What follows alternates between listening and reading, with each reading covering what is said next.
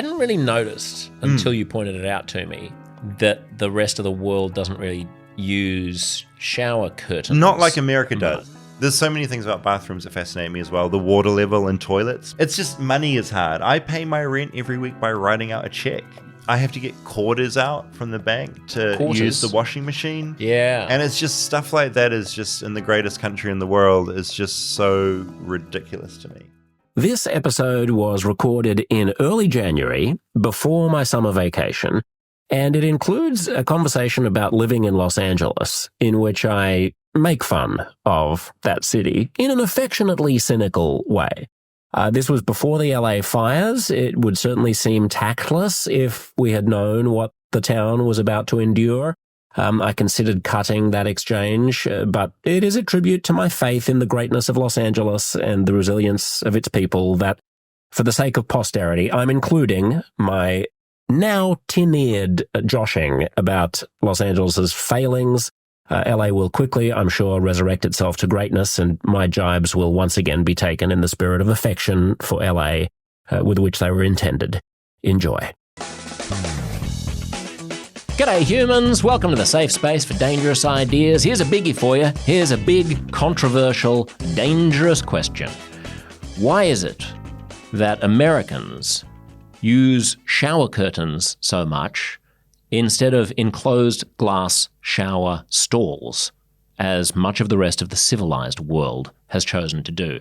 This is one of the many conundrums that David Farrier has encountered and wrestled with as a New Zealander living in Los Angeles. He has a podcast called Flightless Bird. It's produced by Dax Shepard's podcast production company of Armchair expert fame. And he wrestles with the incongruities of American life, from shower curtains to the baffling popularity of the Olive Garden chain of restaurants. And he and I get into all of that, along with questions about whether or not Los Angeles is truly as foul as I claim it is. He's a big advocate for the City of Angels. David premiered at the Sundance Film Festival with an amazing feature-length documentary that he made called Tickled. I highly recommend it. You should check it out streaming wherever you can. He's a frequent collaborator with Rhys Darby from the Flight of the Conchords, and he recently stopped by the Uncomfortable Conversations studio to, yes, delightfully, whimsically muse on the oddities of American life and where he and I, as friendly foreigners, find ourselves in it. Please enjoy the one and only David Farrier. All right, well, now that we can actually talk about things that we're allowed to talk about. Yes. How are you? Welcome to our fine city. How long have you been in this town? I've been here for about a week.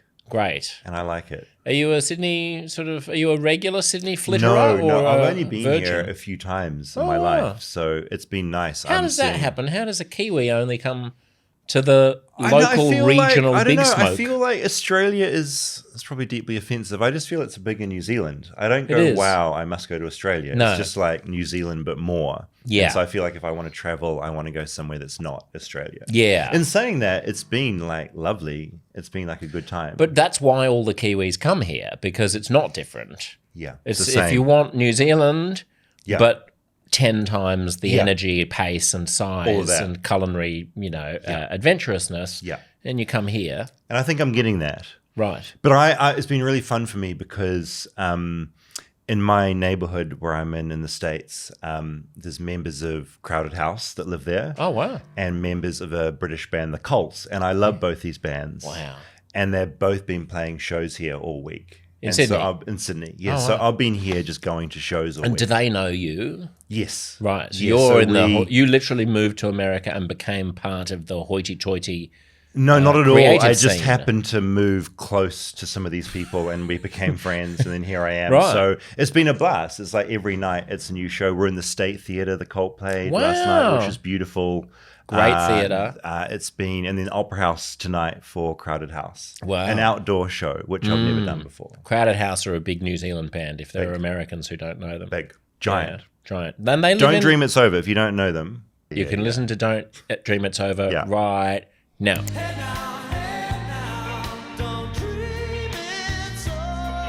Okay, so that was Don't Dream It's Over. Beautiful. And so they live in Los Feliz. with you? I'm imagining it. Or am I not supposed to tell what part of Los Angeles? No, it's fine. No, people live everywhere. But like we're all kind of like neighbors, so it's a good vibe. It's a truism that people live everywhere, isn't it? You can put that on a bumper sticker. You can. I say it all the time. It would always be true, and it would always be true everywhere. That people do live everywhere. Yeah, which is not the bottom of the ocean. No. Not atop various mountains. Not that we know of. Like, don't get ahead of yourself. Like, we don't know, do we? Atlantis? That was a thing.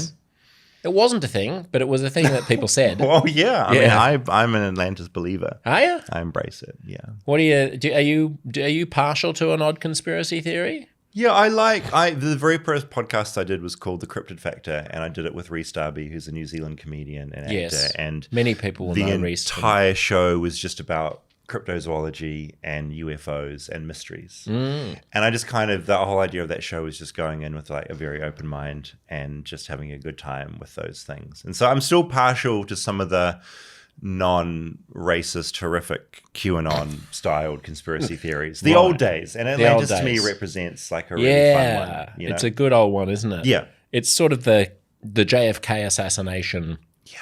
You know, back when things were pure. Yeah, not 9/11 truthers and all that. 9/11. Well, maybe that's in between. Yeah, that's probably a juncture point. No, it's where it went. Where it went dark and bad. Right. I think was like 9/11 truthers. I feel like the assassination of the U.S. president in the 1960s wasn't dark or bad. No, the assassination was bad, but I feel like the dialogue around the conspiracy wasn't coming from a place that was like rooted in like weird racism and weird old school like deep state theories. Yeah. Or any assumption that there's a super powerful cabal of evildoers. The second you hear the cabal, you're like, oh God, you know? Yeah. And saying that, there probably was mention of a cabal back when it came to JFK, but I like to think there wasn't. No. And so why then was your podcast less successful than the Joe Rogan experience? That's a good question. I mean, the Joe Rogan thing blows my mind continuously. I remember when that started, and I sort of remember listening to him, and I got the appeal because it was just he was one of the first people to do these really long conversations, right? And he'd just let people talk. And he was less, in my mind, like less insufferable back then. So I kind of get it, yeah. Right. But to answer your question, he's charismatic and people like him. He's not for me. Right, why not? I think he platforms some pretty terrible people and he has some pretty terrible ideas and he's got that whole thing of, I'm just putting it out there, you know. But he didn't back then. I mean, he was just putting things out there back then. No, when he started, it was less offensive. He's leaned more down those roads. Or it may have been more offensive back then in a strictly literal sense of like they might have been talking about monkeys' vaginas a bit more. It was silly. Yes, that's right. It was silly fun. That's right. Yeah. So is that a metaphor for the whole of culture and society in some way? Going from silly fun to like dark? That's a big question. I feel like it's a really good question. I feel like in general, everything's getting worse and people's intent is worse. And I think for whatever reason, the people with the biggest audiences have some pretty terrible ideas. And I'm not quite sure why people are embracing them, but that's the world we live in right now. It's funny, I recently did an interview on ABC Radio, the public broadcaster here, for whom I used to work, about Rogan, because the chair of the public broadcaster here recently said some insulting things about Joe Rogan when he was asked about it in a press conference. And so I was sort of wheeled out as like the Joe Rogan whisperer who can articulate to the 60-plus audience of public... the significance of this person. Yes, who he is and what... And yeah, I don't think that the framing of his work as being malicious or like even demonstrably false gets to why he's popular. You were on his show, right? 7 times. Yeah. So how did that work? So I should know this, but that's there's no need for you to know such a thing. How did he get obsessed? Because you get obsessed with certain people. Yeah. How did that happen? That happened because I was living and working in New York City, and I was hosting I was one of the hosts on a streaming channel called HuffPost Live, which the Huffington Post had created, and I did an interview with a very woke activist in 2012, which sort of derailed and spiraled off and momentarily went viral. And he saw that he played it on his show. Right. Someone told me that he'd played it on his show, so I just DM'd him on Twitter, and then he was like, "If you're ever in LA, come on by." And I was like, "Well, I just happened to be in LA in a few weeks' time." And then we hit it off, and then I sort of had a standing invitation for the next. Do you still exchange messages with old Joe? There are fewer and fewer coming back. Okay, I got to tell you. As the stratosphere has exploded. And did you notice going his show? Did more people come and find you? Did you feel his influence once you were out? Completely. It's absolutely bonkers. Big. It is completely real and true. At the same time, I had a segment on the Today Show in the States, which everyone thinks of. People have seen Morning Wars or The Morning Show on Netflix or Apple or whatever it is, and it's true that there's this consensus in American broadcasting that these breakfast television network institutions are the most important and valuable assets, really, in the whole pantheon of American broadcasting. Yeah, not anymore. Right. And yet they still behave as if they are. Yeah. So I would go on and, ostensibly be on the air for 8 minutes with Al Roker and Kathy Lee and whatever. Yeah. And supposedly in front of 100 million people or huge. 50 million people or something. Yeah. And crickets. I would get, 3 texts from people who are over 60 who, knew me, who could met me at a bar mitzvah once or something. Totally. And I would go on Joe's show, and every time for the next 2 days, my podcast would be number 1 on the iTunes. Yeah. People listen chart. And then they instantly go and find They instantly go, who is this? And they go and search for it. It's funny, isn't it? It's that weird. Change? It's crazy. Yeah. Because I in New Zealand, I used to work on the late night news in New Zealand, but it was at the end of TV kind of being something people watched. And so I'm so lucky. I feel lucky to have worked in it then because I got the response. And it was oh my God, you've got a segment on TV. Wow. You know? You've reached the heights. I saw sort of the mouths of where just people started doing other things. Yeah. And the feedback stops and it's kind of you're eventually broadcasting to no one. That's right. It's your mum might watch. My mum's didn't watch. But so I had no one watching. There's something else going on, David, which is also the amount of attention that people are paying when they do watch. I don't think that the Nielsen ratings are lying when they say that 50 million people watch the Today Show. Yeah. But what that means is it's on in the background while they're making breakfast for their kids. Yeah, they're on their phone. The kids out they're the door. doing other things. Yeah, exactly. Yeah. But it's on. Yeah.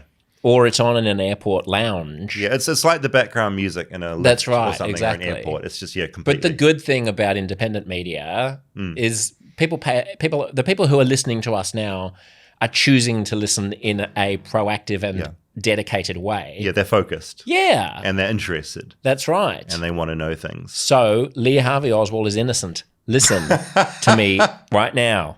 And understand this. It's what David wants you to know. Yeah, it's Atlantis is real. It's my main reason for being here. Yeah, exactly. This entire time. Your whole career has just been building up to this moment.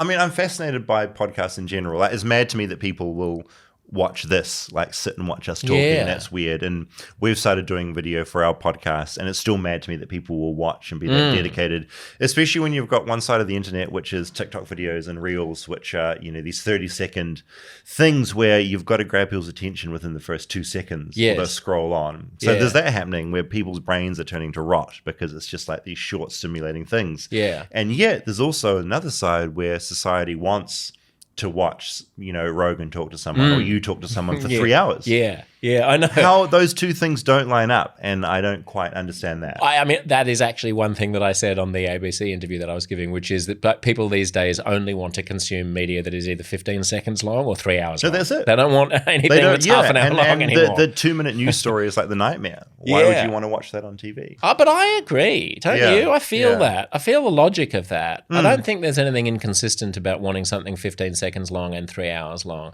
I think there's something deeply irritating about something that's 8 minutes long. You want more, or you want it to be over quicker?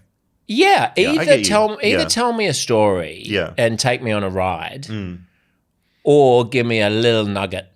Just inject some dopamine into my prefrontal cortex. Yeah, but the thing is, it's interesting as well. The thing I want to do in my life the most is make feature documentaries, right? Yes. I love that idea of a 90-minute thing. Yeah. But I feel that's this old-fashioned format almost, this idea of creating a 90-minute thing that people will sit down and watch on a streaming service or in a theater when I don't know, just the audience you can get on like a 3-hour conversation you have with someone or a viral I don't know. I just feel that the format of documentary feels to me old fashioned. And that's it makes me feel old. It is. Because I am. And you it's like, are, what are you focusing and your on, interests are. But allow me to assuage your concerns. Old formats can still be worth doing even if they don't necessarily have as wide an appeal. No, there's worthiness to that type of storytelling. Like Pornhub gets 100 million, whatever. I think I got the statistic from your podcast, actually. Big. It's big, right?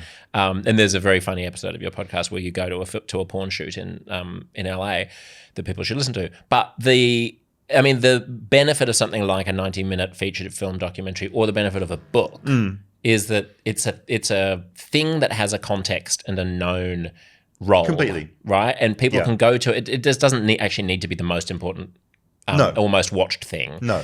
Because it's something that you can hang your hat on, that you can say, this is my calling card, this is the thing that I've And it potentially has more cultural impact in a more niche way. Yeah. That's the aim of it. That's right. And it also is long enough to tell a story.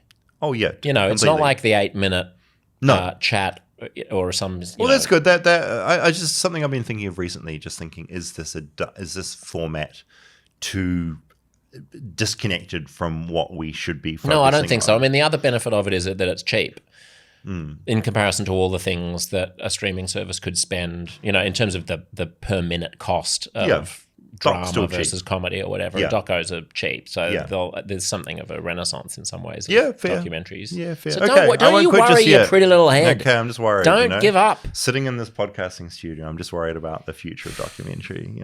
Do people watch your podcast or they just listen to it? Because people don't watch. We film this, and then everyone goes away, and everyone listens to it. Yes. And I keep telling them, come and see David's beautiful face, even when you're not on the show. I say, come and see it's David's weird, beautiful face. It's strange. I've been saying this since hell? the first show.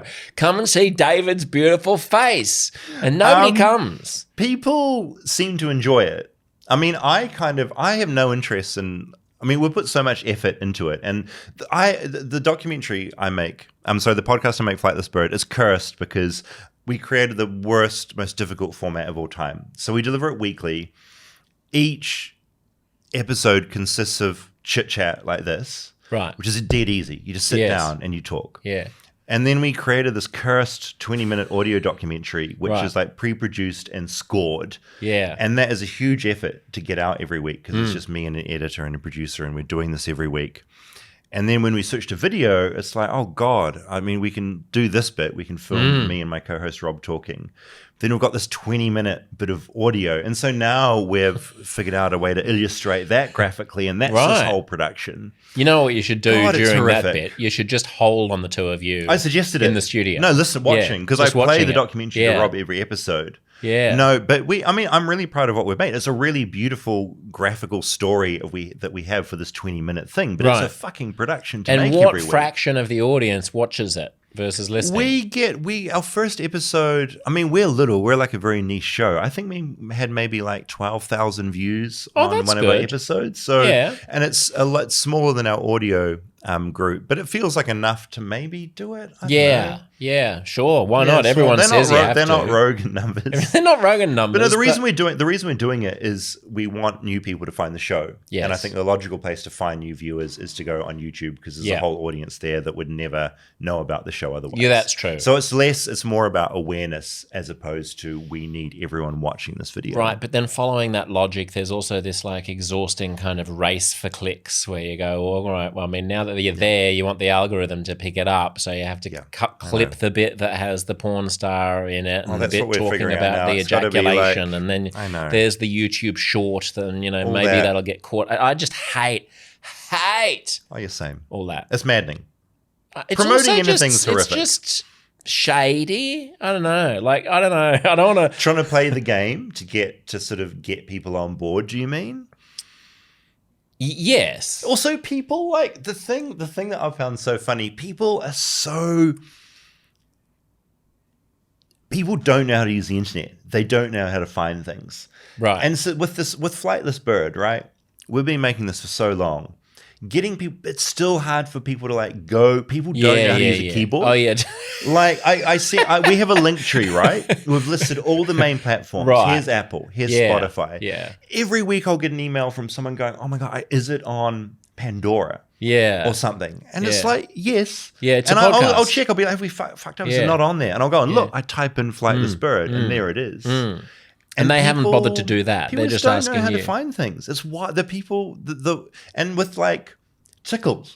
Yeah. This documentary I've had out in the world since 2016. Great feature film. I saw it in the movies. I loved it. Thank you for going. I loved it at first sight. People still want to know, like, how do I see Tickled? And like, I don't know where they're messaging me from. Are they because that defines where they watch it. Right. Any country, anyone watching, if you want to find a thing, right, you get the name of the thing, use the keyboard, you type it in. You don't even have to use the keyboard. And then use your phone. the internet will grab that and it will run it past and it will find the thing and it will tell you. Yeah. Tickled movie. You type in. You type that in, and it will tell you where to... You might even have to type in, how do you watch Tickled movie in, and then you put your country in. Yeah. But it'll return a fairly reliable result. And I know Google sucks now, but it'll still do that for you. Yeah, even Gemini. Well, actually, Gemini won't. Gemini will tell you that some nightmarish alternate reality. Yeah, that's right. But it's no, I know what you mean. But it's also, you might be being a little unkind towards you. Okay, maybe you just have a stupid audience. I mean, maybe the types of people who like your things are dysfunctional. No, I mean the people that find it are great. The people looking, I'm not so sure. They're terrible. Okay, right. Our listeners that have found it are great. Great, because I feel this in myself in the sense that. There are podcasts that I would like to subscribe to the premium version of because I get irritated that I don't get the full feed, the ad-free feed. And every other episode, I'm like, oh, fuck, I wanted to get access to the premium one. Do I know how to do that? Absolutely. Would it take more than 3 minutes? Absolutely not. Can I afford it? Yes.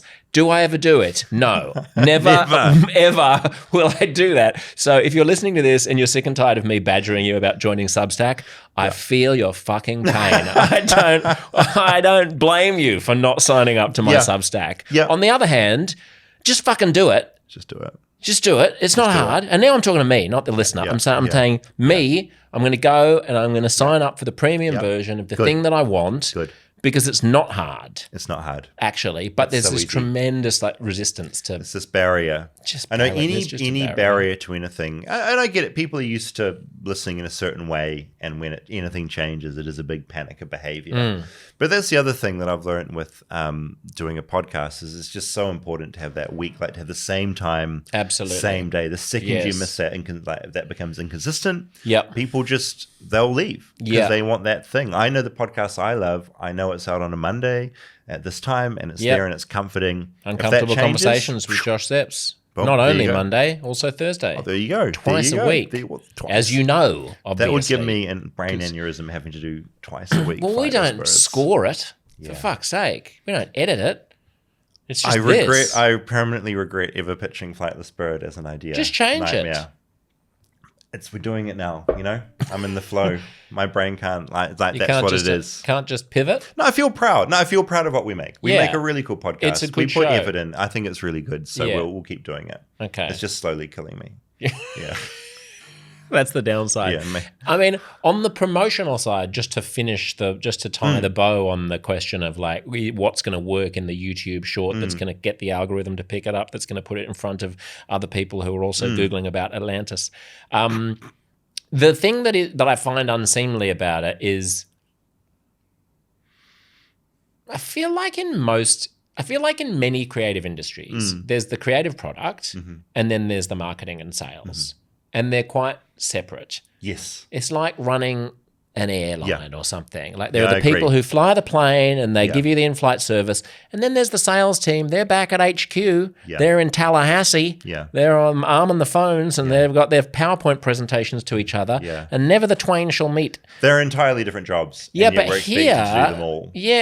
And also the content that you produce is supposed to, or maybe not supposed to, but invariably does get contaminated by considerations about its sellability, its algorithmic potential, and so on. So I know people, colleagues who have podcasts who are much more successful than yours or mine, whose success is entirely attributable to the fact that they pay a lot more attention than we do to what types of guests are going to serve particular audiences, to how to cut it in such a way that it's going to go past the 31-second mark, so it gets counted as a view or a listen, and therefore triggers like the algorithm to notice this, and that the way that it's commented and shared, like there's a whole science of this that then is bleeding back into the aeroplane. And is flying, is like the pilots are now doing the sales thing. And I have no interest in doing any of that. Me neither. I grew up online, so I feel like I have a rough idea of how to promote a thing. But obviously, I'm not at Rogan numbers, so I'm not doing it as well as I should. It's a high bar. It is a high bar you've set for yourself. It is a high bar. Yeah. But I was thinking podcasting is such a weird space because you have the Rogans, and like the Armchair experts, which have these big deals and giant audiences. And then I think the gap between those big ones and the little guys is so vast and so huge. And I think it gets very scrappy when you're a smaller product trying to get out there because it's a busy marketplace. Definitely is. I mean, there's a huge incumbent advantage that I was lucky enough to get just ahead of, I think. Just by being a few years old. And there's this mid-tier that I'm on that is like sufficiently lucrative. Mid is good. You know, I'm not sure. Of course I'd like Rogan's numbers, but I'm not sure that I would like Rogan's life. You know what I mean? Yeah. It's like a certain amount of under the radar anonymity is also good. Yeah. But let's talk about America because I think your insights in America is what make the podcast so interesting and what make you an interesting figure to our guests as well. How long have you been there? About 3.5 years. Right. Yeah. And only in Los Angeles? Yes. Live there. So I went over to work on a documentary project during the pandemic. It was sort of starting to ease. Restrictions were lifting in LA, so masks were coming off. And I meant to come over here for 3 months, but then... Here or New Zealand? America. So I left New Zealand, went to America to make the doc. Yes. And then when I went to fly back to New Zealand, they had closed the border to keep COVID out. And so I couldn't get back in. You couldn't go back into New Zealand or you couldn't leave New Zealand? I couldn't get back in. So, okay, I'm explaining this badly. This is terrible. So I was in New Zealand, right? Okay, yeah. There was a documentary in America. You went to America. I flew to America, worked there for 3 months. Yep. Went to go back to New Zealand. But they New Zealand slammed was like, the gates. We can't let COVID in. Yeah. So you've got to apply in this lottery system online. Right. And so I tried to do that for about 6 months and just kept losing and didn't get a space. And so... It's incredible, isn't it, in hindsight? They just would not... You're a citizen.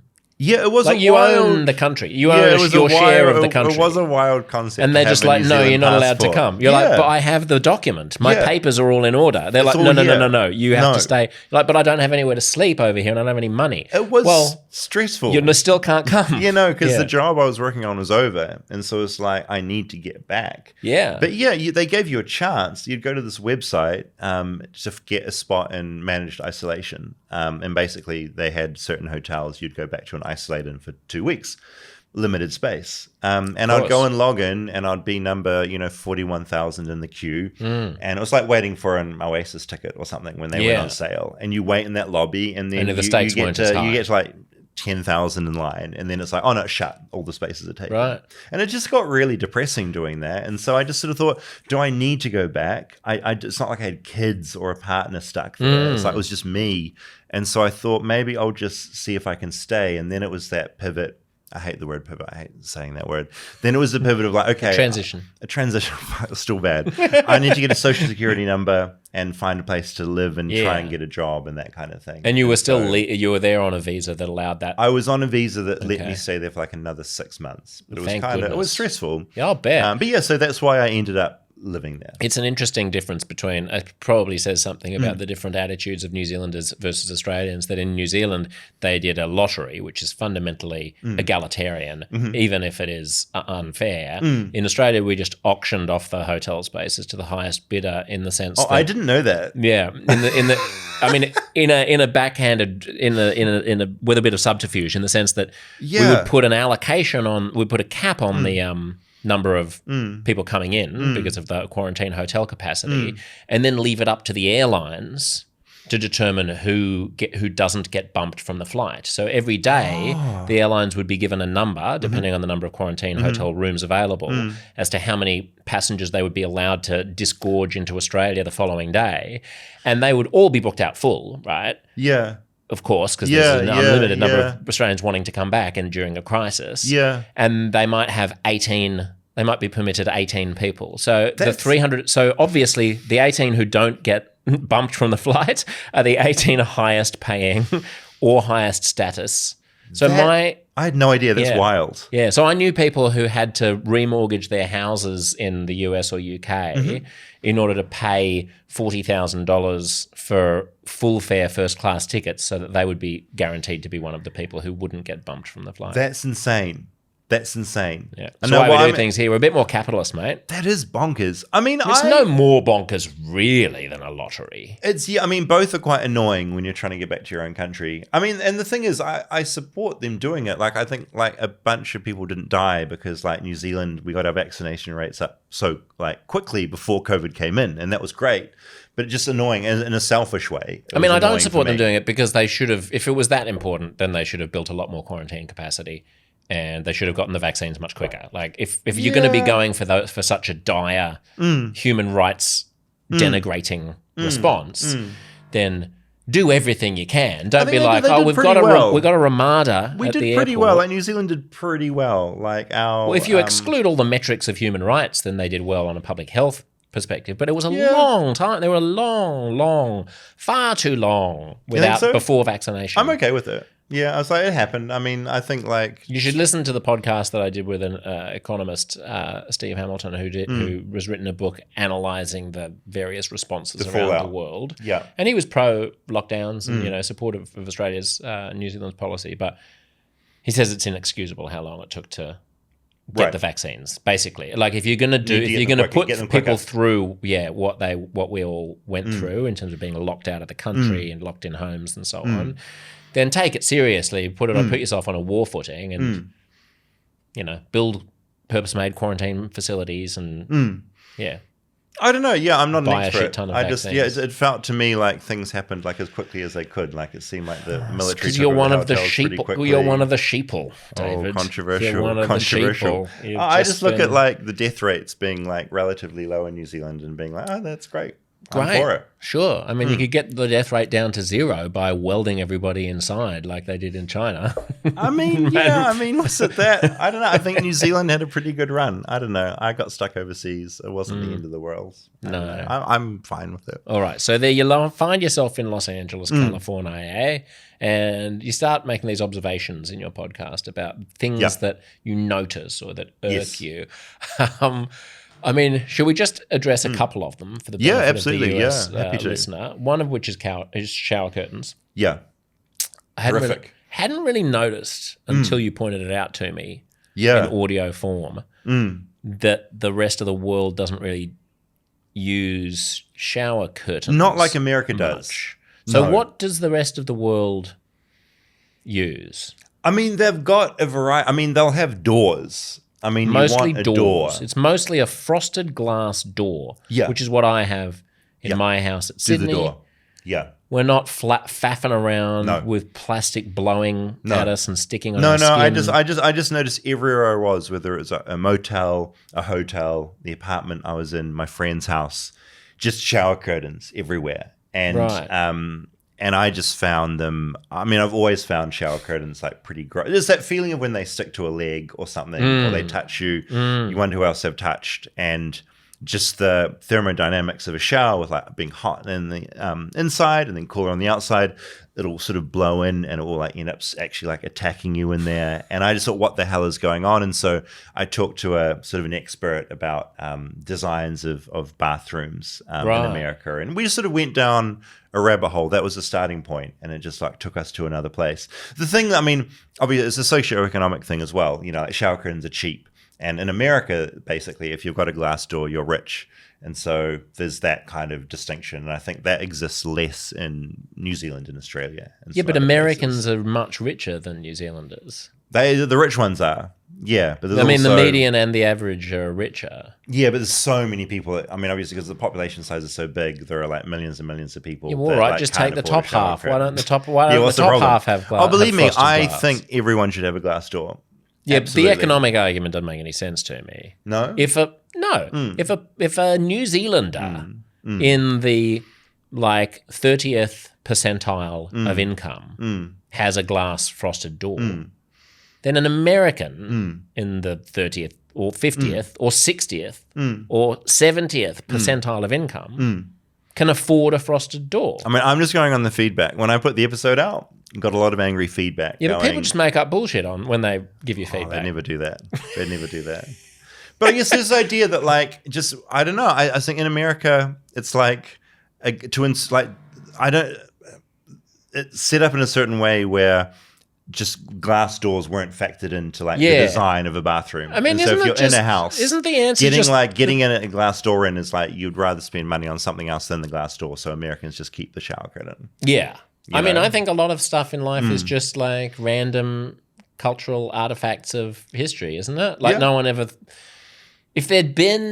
If some upstart, plucky entrepreneur had moved into Minnesota with his glass door manufacturing plant in the 50s... Then it would have all been maybe history would be different. But you go into your bathroom place and they don't have glass doors except for one really expensive Swedish one. The other thing, there's so many things about bathrooms that fascinate me as well. The water level in toilets being so high. Yes, why so high? That's horrific. Why do your balls have to touch the water? It's to do with whether the size of the piping and whether when you flush, it's like sucking or pushing the water out. You need the weight of the water in the cistern. It's the way. Yeah, it's the way. It's basically like sucking that water out. Interesting. So it's to do with that. But I find it so awful because, there's so much water in there.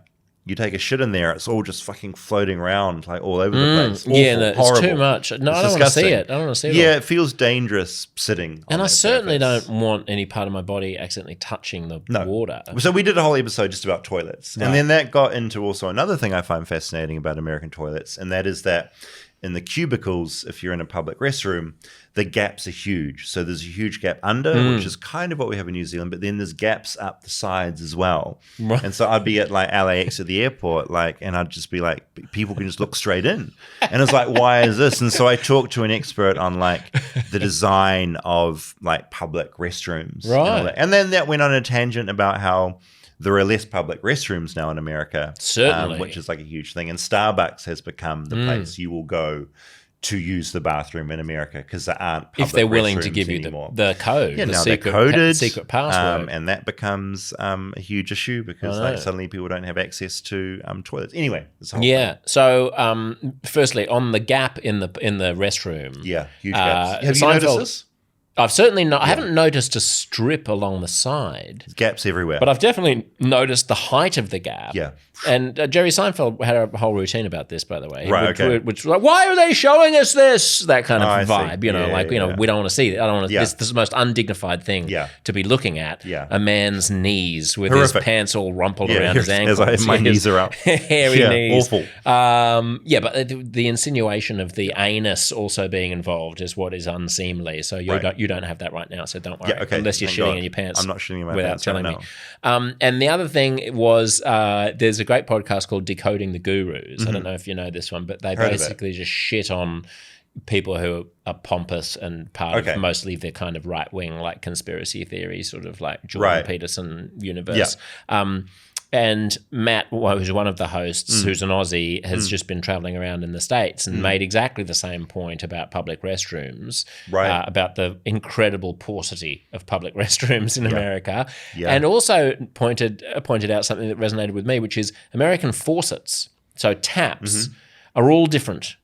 Yeah. And if you come there for the first time, not knowing them, you can be completely bamboozled because some of them... Like the tap that you twist is also the tap. It's the same thing that turns the water on. Yes. And so sometimes it's and so sometimes like you turn it all the way and that means scalding. Yes. And you turn it back and that doesn't mean less water. That means colder. But at some point it turns into meaning less water. Yeah, no, deeply confusing. It's very confusing. Yeah, the plumbing is deeply confusing and impractical. There are certain things in America, it's such an advanced country. Like the thing that gets me as well, how obsessed they are with checks and like writing physical, like money is crazy. Yeah. It's so difficult. Like you can't transfer money like to someone else's bank. So there's a secondary market of having these cash apps that do it for you. It's just money is hard. I pay my rent every week by writing out a check. It's amazing, and like isn't posting it in. And that's the only way I can pay my rent. Yeah. And that to me is insane. It's so old-fashioned. Coming here, I had to pay my rent a month in advance. So I had to write 2 checks.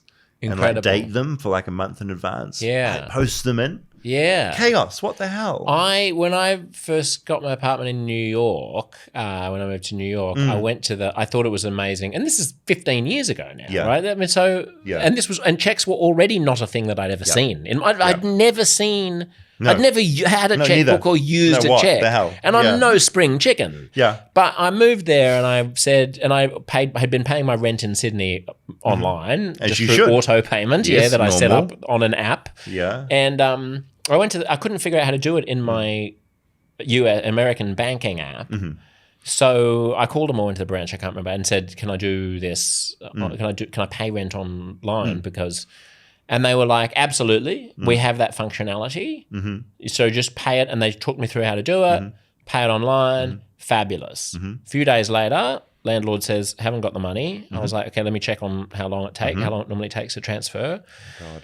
So I get back onto the bank and they go, the check hasn't been cut yet, but it'll be in the mail. And I said, sorry, what? And they were like, the check hasn't been cut yet, but it'll be in the mail. And I was like, what are you talking about the check? And they were like... We have to print the check. And I was like, what do you mean? I did it online. They were like, no. Yeah. When you pay it online, what that does is it sends a message to your local branch that they need to print a physical check and put it in an envelope for you and send it to the other person's bank. It's crazy. I was like, so there are whole plane loads there are FedEx planes full of bags of physical checks in America. And that's how the back end of their fintech functions. And it's accepted. Like Americans don't see that as being an issue. It's like they don't know there's a better way, which is insane to me. Right. Like insane. Why do you think that is?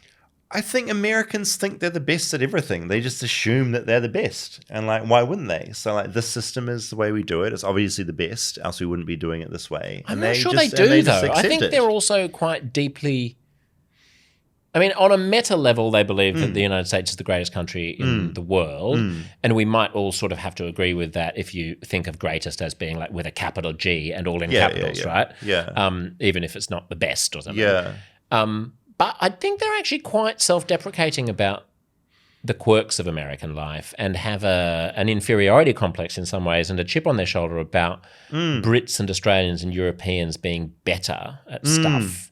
The Danes do healthcare better. You know, the Canadians are better on this. I haven't run into that. You haven't? I honestly haven't. No, and maybe it's just the people I'm hanging out with over there. But like the number of the Americans I know are just. Oh no, that's actually I'm going to walk that back.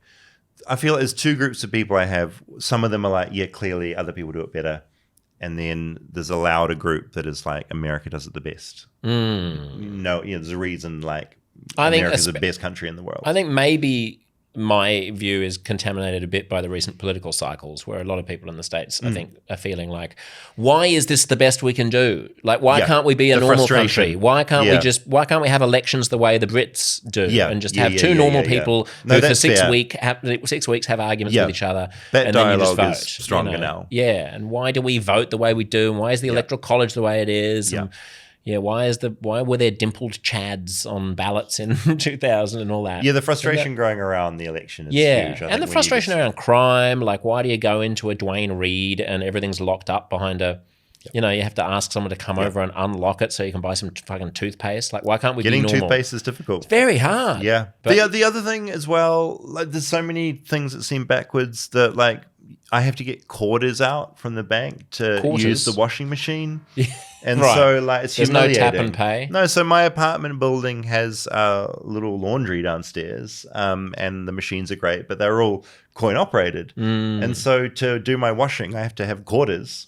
And if I don't have quarters, I have to like go to the bank and withdraw, quarters. And it's like, please, sir, can I have some silver? Yeah. And everyone in the line knows what you're there for. Like, you're clearly off to do your washing. Yeah. And it's just stuff like that is just in the greatest country in the world is just so ridiculous to me. Yeah. So I know all those things make the podcast fun to do because there's just constant things to kind of look at and go, why is this happening? Yes.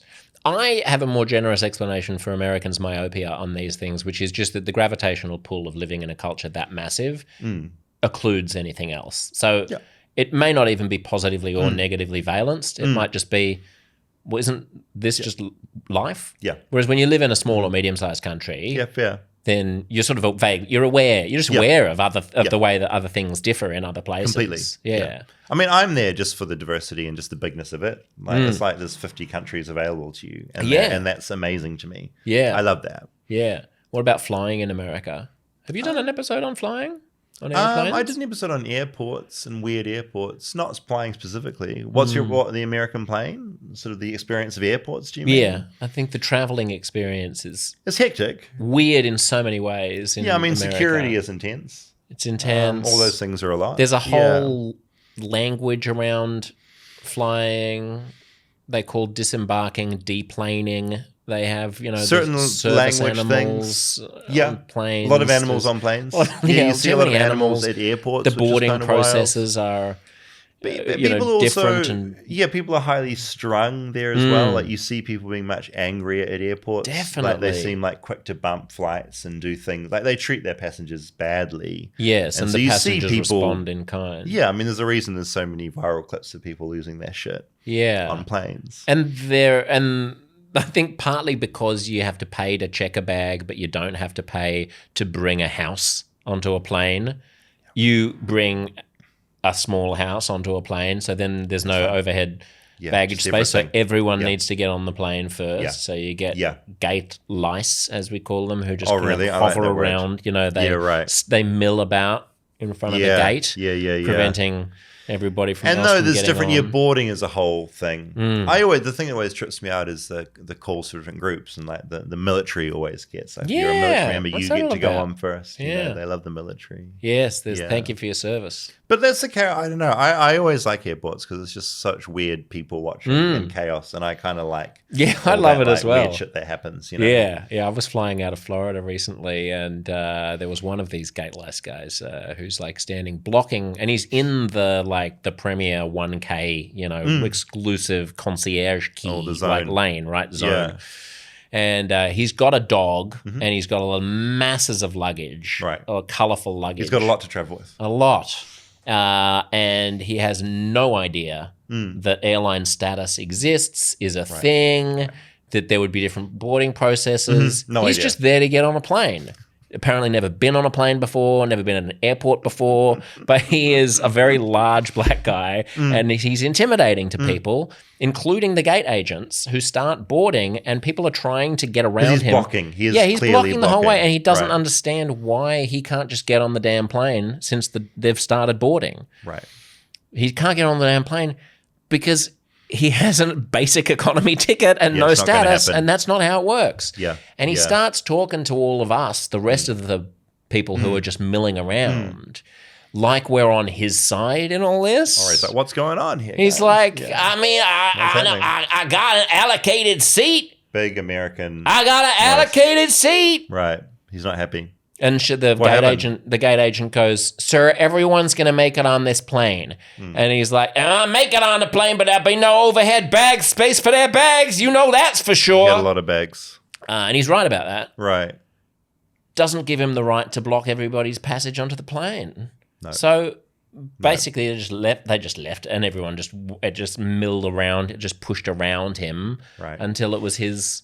Group 8. Just ignore the entire situation. Yeah, exactly. Yeah. And I didn't see what happened to his bag. I don't want to know. You got on okay? I got him fine. Yeah.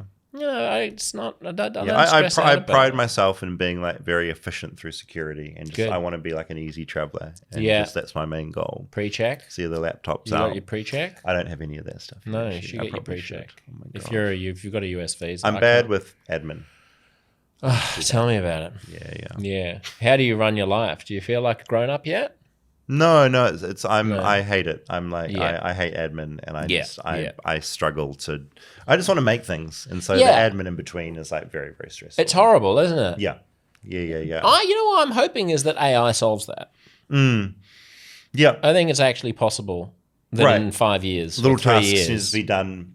It'll be good enough that basically you'll have a personal assistant who can do everything. That'd be cool. Yeah, it'd be good. Yeah, no, I literally like you. It's what you raised about just getting pre-check. Of course, I should do these little things, but there's so many things I just haven't done. I find it very hard just to get those little. It's just like a block in my mind. Anyone ever talk to you about like a list making?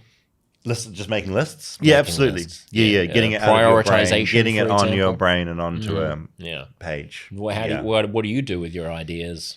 I have a lot of Google Docs and a lot of like Google Sheets. It's like just a lot of Google Docs and Google Sheets. And I do lists, but then those Google Docs get so vast, I need like a list to like find where all those are, and it all just gets very jarring. That's where your AI will come in, manage all the Google Docs. Maybe, I hope so. I mean, I don't have faith in, I think AI is just such a overhyped nothing. I think it's just, it's a bubble. It's like we're talking about like 3D fucking cinema for a while. That was going to be a thing. I don't know. It's just overhyped. 3D cinema. That's a low blow. It's a low blow. Harsh. They're just trying to push. It's like it's just a marketing gimmick. I don't know. I have no faith in like what AI. This generative AI stuff. I just don't really. Why that? But hang on. Let me tease apart two things. It could be two things could be true. One could be there's currently a bubble and hype and massive overinvestment in this space, and something's going to pop, and half of the people or more who are currently talking about how it's going to change the world are going to end up broke or in jail. Yeah. And it could also be true that it does some good.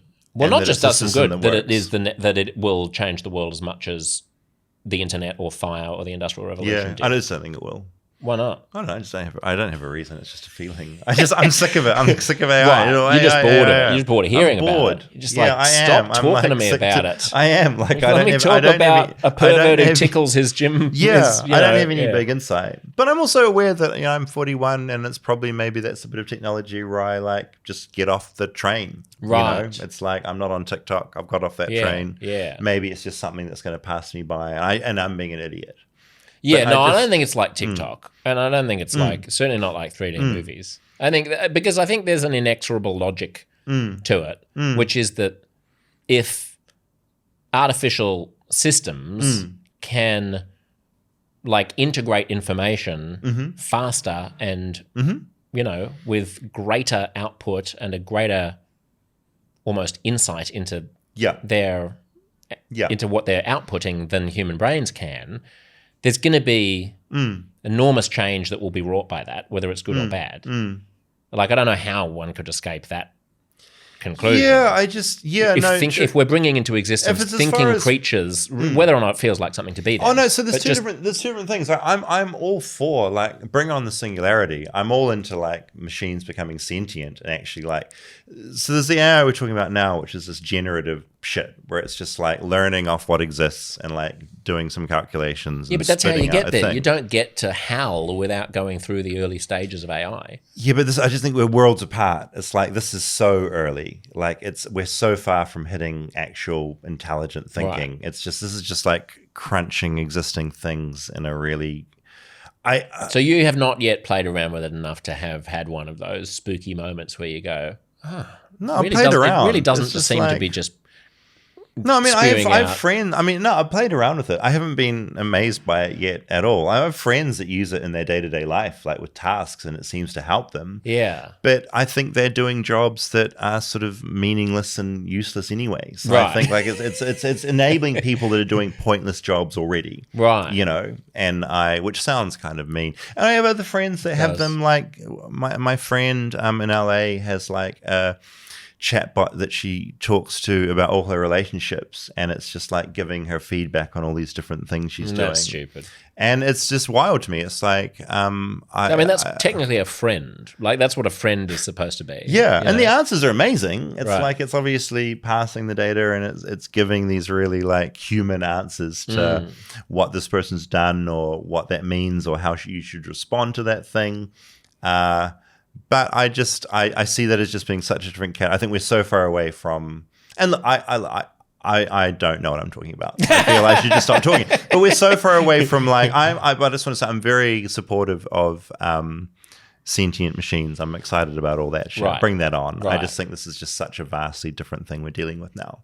But if it leads to that, great. Yeah, I mean, I think it's the only thing that'll save us. You know, I think like we're incapable of like saving the planet or getting our shit together. Yeah, I think like sentient machines will either like kill us all or like help. So it's worth a try. That's right. And I mean, even if they're not sentient, if they were functionally sentient in the sense that they like passed the Turing test and were, you know, we engaged with them as if they were sentient. Yeah. Then the question of whether the lights are on becomes sort of moot. Because yes, they're just, you know, they're creatures who either do or don't have like an inner experience. But I think you're being unfair to the current research, which just started 3 seconds ago. And if at some point in the future we get to sentience, it will be because of research like this. It's not going to be. It's not like this. It's not like this is a dead end of an arrogant bubble. And then over here in a completely different universe, there's going to be someone working on a sentient machine. This is the working on the sentient machine. That's what this is. Yeah. Yeah. You know, flawed as it may currently be. Yeah. This is the path to getting towards. there. Yeah, no, fair. Yeah. Anyway, yeah.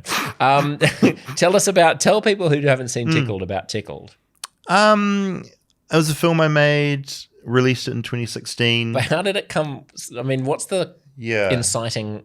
The inciting incident was I was on Facebook when we were all on Facebook, and there was an ad for a competitive tickling shoot in Los Angeles, which was just like, it was like a little, you know, popped up on the side. It had these like a little image of these guys in Adidas sportswear tickling each other, and it was like, "Are you ticklish?" ? And like, come to LA, and you click on it, and you know it was you'd enter, and if you were picked, you'd get flown business class to LA from wherever you were in the world, and you would take part in a tickling contest, and you'd be paid, and then you'd be flown back home. Right. And so I was super curious what this was. I noticed some New Zealanders had been flown over to do it because there were some photos of some New Zealanders on the Facebook page. And when I emailed them about it, I'd like a year before that, I'd been in a relationship with a guy, and they'd obviously Googled me, seen that, and they came back to the request for an interview saying like, we won't deal with a gay journalist, like very angry about it. Right. And the combination of them sort of like a very gay looking sport and then coming back to me, tickling. Being like, you're too gay. So like, and really angsty email reply, just unhinged. Right. And so when that happened, I was like, oh, there's definitely something weird going on here. Yeah. And I just kept kind of poking the bear, and like more and more things sort of unfolded. Yeah. And you end up going fully down the rabbit hole, going to America.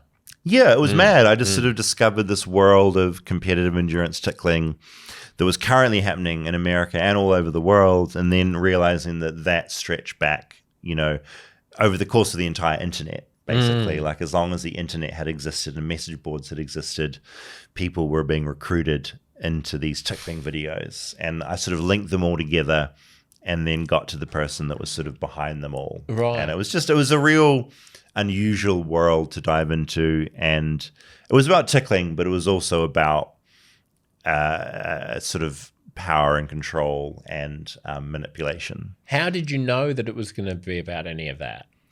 I didn't know. I mean, we learned a lot along the way. I think I knew the scale. You know, once they sent a couple of people from New York to New Zealand to meet me to sort of mediate and try and get me to stop making the film. Right. I was like, oh, there's money involved. Like, it's not just this weird internet thing where people are emailing odd things to me. It's like, oh no, they're flying physical people. Human beings are and getting into there's this weird phenomenon planes. that when something jumps off the online world into the real world, it gives you a little fright. You know, it's like people argue with each other online all the time, right? They say terrible things.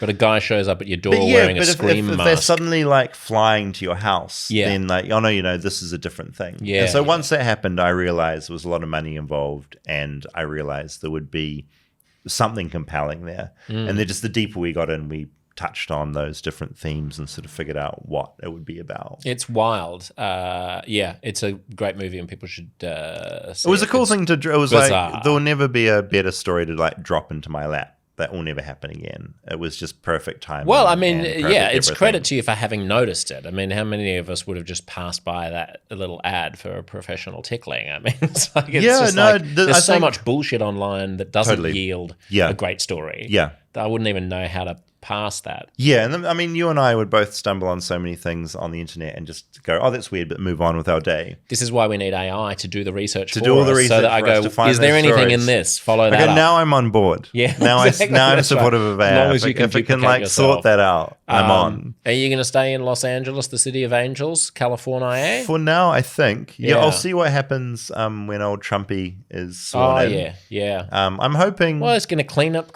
the place.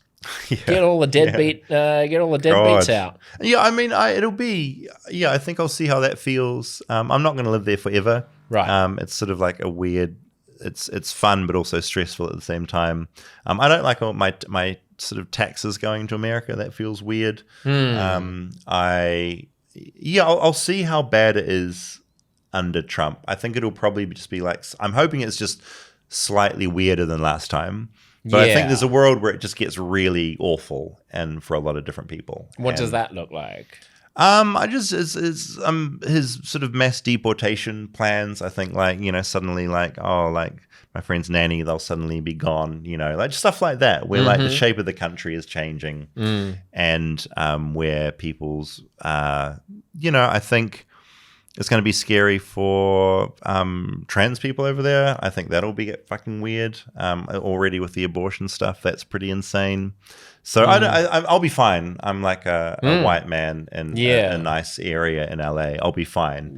But if it feels like there's just gross stuff going on, because I think Trump is a horrific person and surrounded by horrific people, and if that starts changing what people are able to do in America, then it'll probably be time to leave. Yeah. Yeah. But you like LA? I like LA. I've got good friends there. It's a beautiful city. Is it? Diverse. Yeah, it's lovely. I mean, you can there's ocean there, and then there's snow on the mountains there. Good nature. Someone said to me in New York a few weeks ago that when you ask Los Angelinos what's great about the city, they'll always talk about things that are outside the city. You can go to the beach, you can go to the mountains. Yeah, not the actual city. You can go hiking, you can go skiing one weekend, you can go to Santa Barbara another. Yes, but talk to me about this cluster of freeways and strip malls and homeless encampments that is Los Angeles itself. I like the strip malls. I like the dirt and the grime. Right. I think the way the unhoused population is treated is horrific, and that needs to get sorted out. But as someone who is just I walk a lot, and I like being out and about. Well, it's renowned for being a great city for walking. Horrific, truly horric. But I like it. It's just it's chaotic. I think I'd rather live in LA at the moment than anywhere else. I really, really like that city. I like the grime. I like how disgusting it is. I like going to a strip mall and it's just like concrete and little strange stores that shouldn't all be smushed together. Right. I like all that stuff. There's a Chinese lantern shop, and then there's a Mexican burrito place. It's chaos. It's chaos, and I like that chaos. Grand pianos. Exactly. It's interesting to me. Yeah, and plus you do have nature. But real cities like Chicago and New York have all of that chaos, but just you don't have to get into a car to get to it. You don't have to go from one strip mall where there are just 8 of those shops and then drive for a mile and a half to get to the next one. You could just walk down a street, which is nice. And have all of that. I don't know. I don't know how to explain it. It's just maybe it's that I have good friends there, but if I could pick between living in New York and LA, New York has a wonderful public transport system. You don't need a car. It's like LA better. I like the weather. I like the sun. I like the grime. I don't mind being in a car for a while. It's like my only private time is to sit and listen to something in private. I like it. Yeah. It's a disgusting city, and I think without friends and listen. It's not that grimy or disgusting in comparison to many major American metropolises. I mean, New York is not shiny and sparkling. New York is grimy. Ratty, very ratty, a lot of rats. A lot of rats, very grimy, very dirty. And I love the dirt as well. But I want my dirt with charm. I want my dirt. I want to feel... You hate LA. You hate LA. I don't hate Los Angelinos. Yeah, but you hate the city. And I love visiting there. I love a weekend in LA. But I've lived there twice in my life for up to a year. And I like urban centers. I like walking... I want my hobos to be bumping into me in the street, not camped in tents under a freeway overpass. Right. You know, I want to be able to smell the feces, and I want to be able to see the limousines going past of rich people, hobos, chaos, life, skyscraper, gutter, restaurant, cheap hot dog, slice of pizza. It's all here. Park, crazy people, subway, this, that. You know, I don't want to be like, oh, there's a really nice strip on Franklin. If you get in your car and drive for an hour and 15 minutes, you might be able to beat the rush hour traffic, and then there'll be 4 shops which are really cool. Yeah. We'll go down to Melrose. You can go to the vintage stores.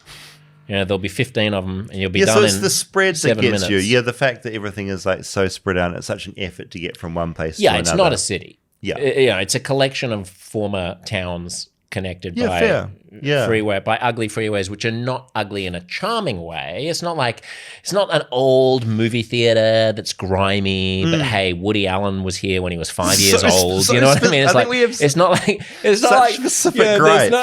It's so specific. I'm happy for I just want my dirt to have character. Yeah. Oh, there's so much character in LA. There's so much there. I think you're in the wrong places. I think you're in the wrong places. Los Feliz. Yeah. But you're in Venice as well. I was in Venice as well. People love Venice.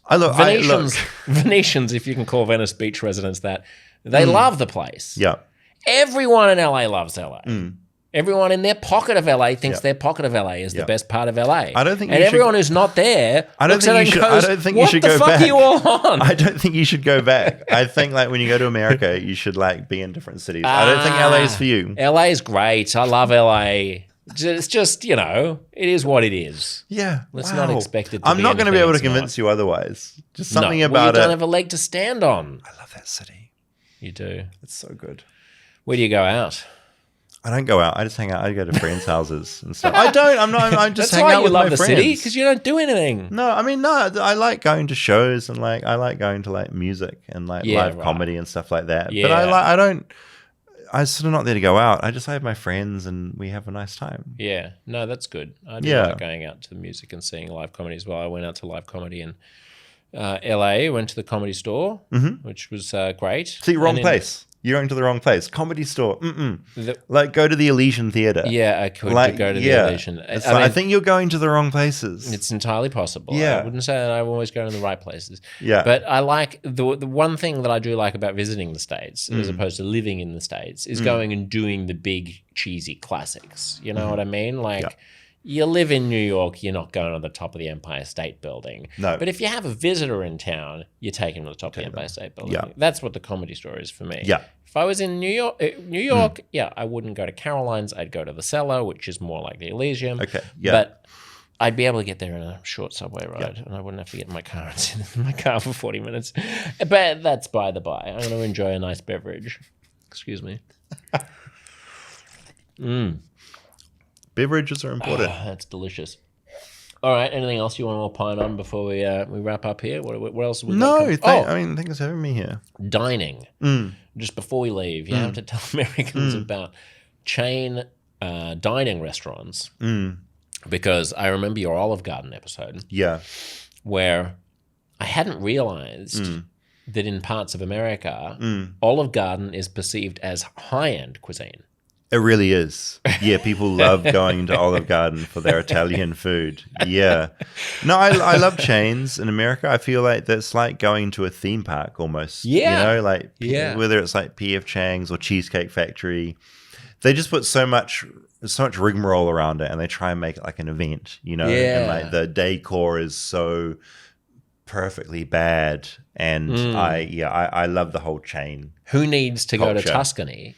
When you've got the painted tomatoes on the wall of the Olive Garden. It's the best. Yeah, I mean, there was that photo that went viral where a couple had their wedding photos taken at an Olive Garden. Right. And told their friends they were in Tuscany.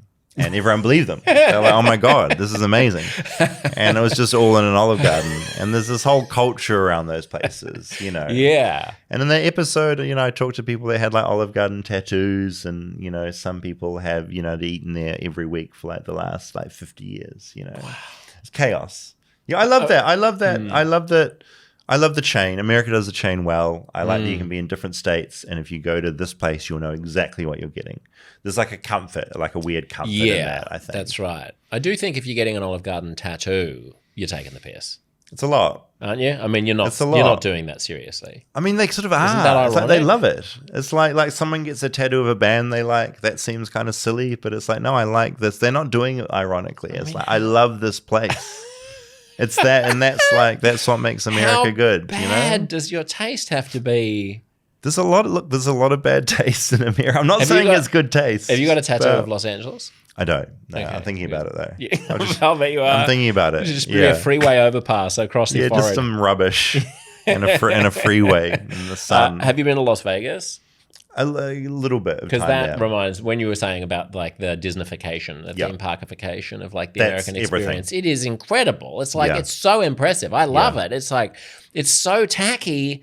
It's no longer tacky. It's like cool. Vegas is a nightmarish, wonderful, so hellhole. great. Yeah. Love it. I think any spending more than 2 days there starts to get like depressing and awful. Right. I think you got to get in and you got to get out. Right. But I haven't spent that much time there. But it's good people watching.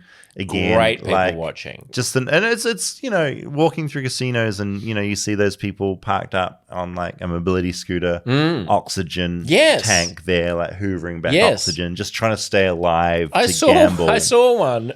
This is a little bit offensive, but it's true. 100% true. Mobility scooter, very, very fat. She didn't look that old. Oxygen mask on. Right. And she's got one of those giant novelty like hurricane cocktail glasses, Massive with glasses, masses and masses of booze, of coloured booze, and about 3 giant straws and umbrellas and cherries and like pineapples and things spilling out of it. She was living her best life. And she's got a cigarette in the other hand, and she's smoking, and she's pushed the oxygen mask aside out of her mouth so that she can smoke whilst drinking alcohol in her mobility scooter. It's a lot. It's rough. Yeah, no, it's a lot. It's a lot. I'm like, it's a maybe... lot. Yes, the potential health issues there. Yeah, maybe go easy on... Maybe the mobility scooter is not a solution.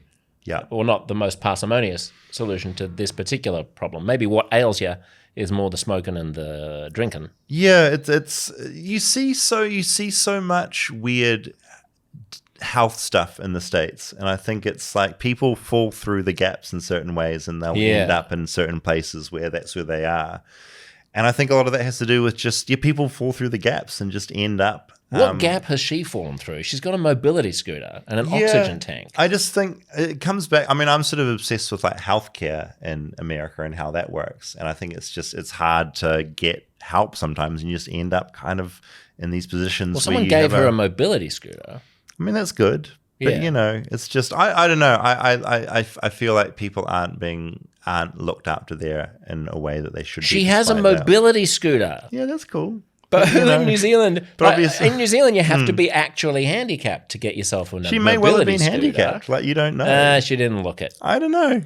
She looked like it was going to be too much work to waddle around the casino. But we don't know. Are you saying there are no people in the situation that I'm describing? No, I'm sure there are who some may people avail there. themselves of the bounty of America. I mean, there's a dysfunction in American healthcare, but I think it's reductive to say that it's about people falling through the cracks. Yeah, it's about there being weird incentives where she probably gets from Medicare a free mobility scooter, but at the same time doesn't have any support in eating properly. Right. For example. Potentially. Yeah, I don't know. Yeah, I don't know. I mean, feel like I'm not woman. doing this role play very well. I agree. There's like a lot, you look at a lot of crazy shit going on. I love the smoking and the oxygen mask at the same time. Is a vibe. Yeah, it's a good one. That's kind of amazing. Yeah. Maybe you should do a movie about that or about the American healthcare system. Healthcare is too complicated, too scary. Yeah, there's a lot. Yeah. All right. Okay, well, David, thank you for being here. It's lovely to talk to you. Thanks for having me here. Where do people, if people can't Google your podcast? I think just search for Flightless Bird. That's the podcast I do. And I write a newsletter called Webworm that I've been writing for the last 4 years. And I do weird sort of investigations and rabbit hole stuff kind of in the vein of Tickled. And that's just webworm.co because I couldn't afford .com. Yeah, great. And if you can't find it, or even if you can find it before you do go there, just shoot David a message and ask him how to find it, because I love those messages. I love DMs saying, "How can I find insert thing here?" Yeah, I love that. It's my favorite thing in the world, and I'll happily answer you, not in a passive aggressive way at all. Thank you, David. Pleasure.